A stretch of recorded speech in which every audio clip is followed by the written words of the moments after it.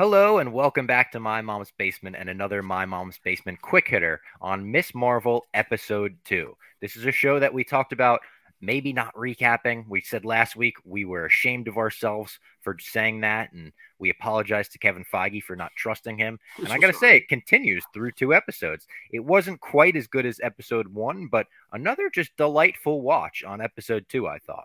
Has its moments, good show. Also hammered home, this is a kid show I'm watching right now. It is towards kids. I think girls in particular could be marketed to. I'm just going to have to live with, we are the Marvel nerds here at Barstool. We're going to cover this. We'll cover any show that is in that realm.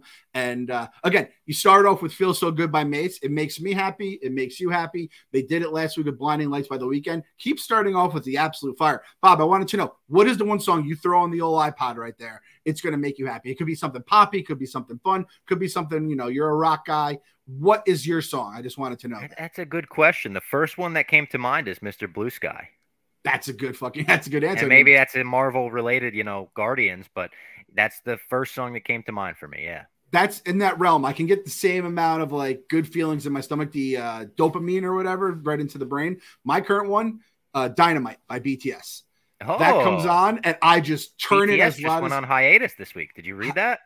Well, Bob, I did read that. Kelly Keegs blogged it, and I was going to tell Kelly Keegs, go ahead and go back into the blog, girl, because apparently there was a translation error with their manager, and they are taking some time for solo careers, but there is no hiatus going on. So breaking news on the basement right there. Wow, the BTS stans that listen to the basement must be thrilled. Yes, exactly. I'm sure there is some overlap there. So and Treasure by Bruno Mars, that was on the list before Dynamite, but Dynamite every fucking time. By the way, didn't know who BTS was, didn't realize they did Dynamite, and now I'm thinking about becoming the Barstool BTS guy just because, Bob, that's how we save the basement. Oh, we get the BTS stands. Yes. So we have to figure that out. We're going to workshop this idea. We're going to figure out how to get the BTS stands. Start tweeting like the basement, the #1 BTS podcast in the world, and just let you trick them. Yeah. So we get Miss Marvel. She's more confident in this episode because of the powers. I think it was funny that Zoe was famous for getting saved, and she was like, why am I not famous for this? They name her Nightlight. They're like, the new superhero Nightlight. Very funny fold. And the powers montage we got in this was classic. It was right out of like a Spider-Man movie where he's learning how to use the webs. Even the beginning where she's like more confident.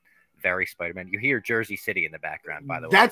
That's what Kamala might be saving someone right now live on the podcast. I said the same thing. It was the perfect learning powers montage because she fails and succeeds, but she's a superhero fan that in a real superhero world, just like Peter Parker is. So she gets it quicker than you would like pre-MCU where there's a bunch of superheroes around to teach you where it is. Even when she's like, am I Asgardian? Like, if tomorrow you woke up and could shoot spider webs out of your hands, Bob Fox would figure out a way to, he'd understand it. But if you did that without knowing anything about superheroes, you'd be like, what the fuck? You'd be going to the doctor probably. Yeah, absolutely. So I did appreciate a diehard Marvel fan getting those powers, and immediately like she put it together pretty quickly. Yeah, and this episode is focused around her obsession on this new guy. There's like this new guy in school who she thinks is so hot. Kamran, I think his name is. Yep. She goes to a party. She sees him get out of the pool, slick the hair back. One of those classic scenes. She goes on a date with him. And the funniest scene I thought was when her brother catches her on the date and she convinces her brother that this is actually their cousin from like a different uncle.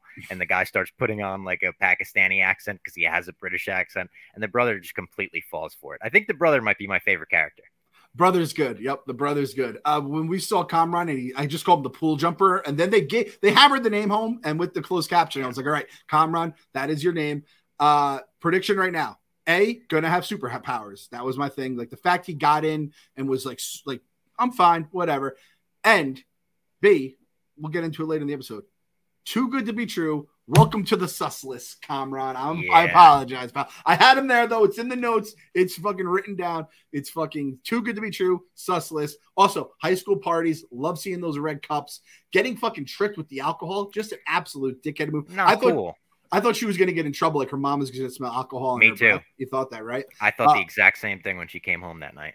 What was Bob Fox's first foray into the alcohol world?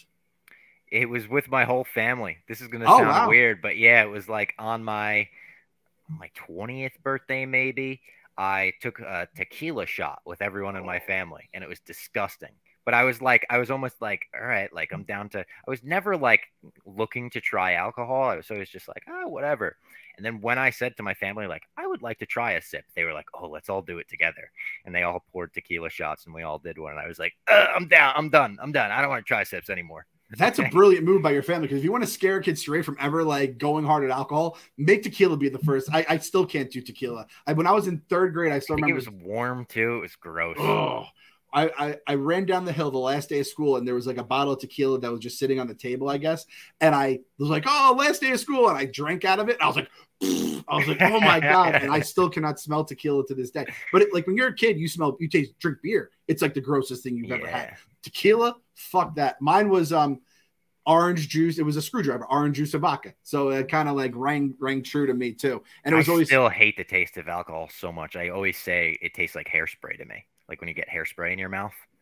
Really? Yeah. I hate it. Man, you have a mental block. Bob Fox is not going to be a drinker. If you see Bob Fox at the bar, get him something else. Wink, wink, that we can't mention on the YouTube that he might like more than alcohol.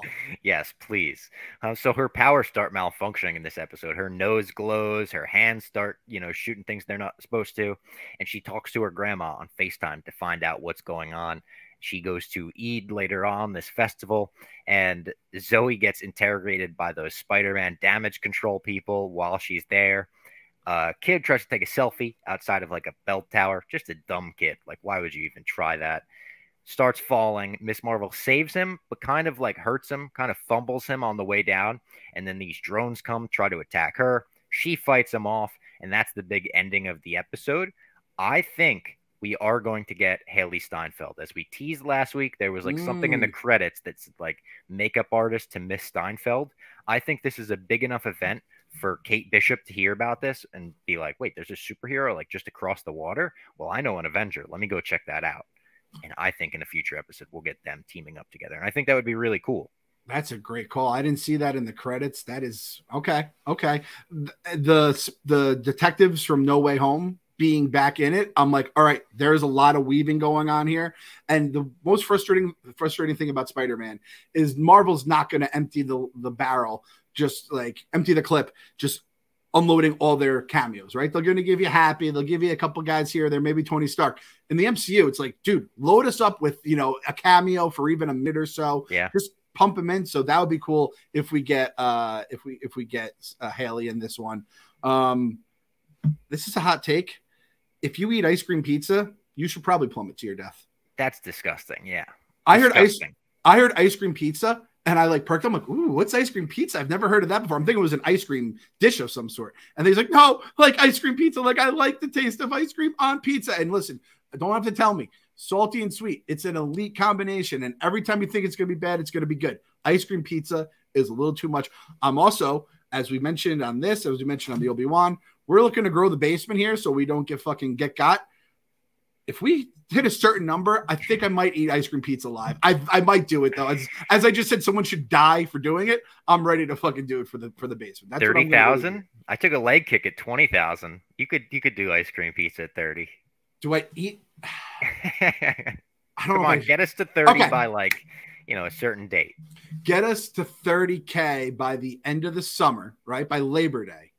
Okay. And I will eat an ice cream pizza. I'll get a pie of pizza, and I'll get some Ben and Jerry's. I'm gonna go class. Actually, maybe I shouldn't go with anything I like, because this is gonna it's gonna trigger me, kind of like with you and the hairspray with tequila. But we'll do a pizza. We'll do some ice cream on top of it, and I will eat an ice cream pizza if we get to $30,000 subscribers on the basement, because that's what I am. I'm a team player here. And you know what? Because I'm a team player, we'll do it a day where you're in the office, and I'll do it with you. There we go. That's what the fucking basement boys roll together. We're a fucking tight-knit group here in the basement. It's not a basement filled with people. We're Miss Marvel and Bruno here. Come on, we're best friends here.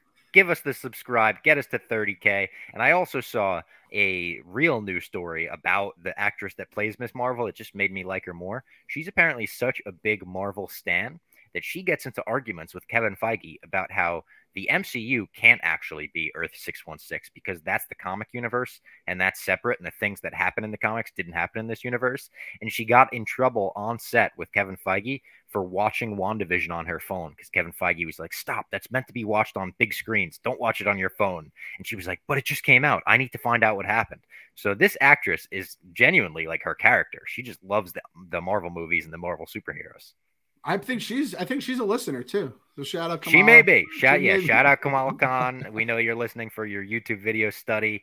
And we will see you guys next week for Miss Marvel episode 3.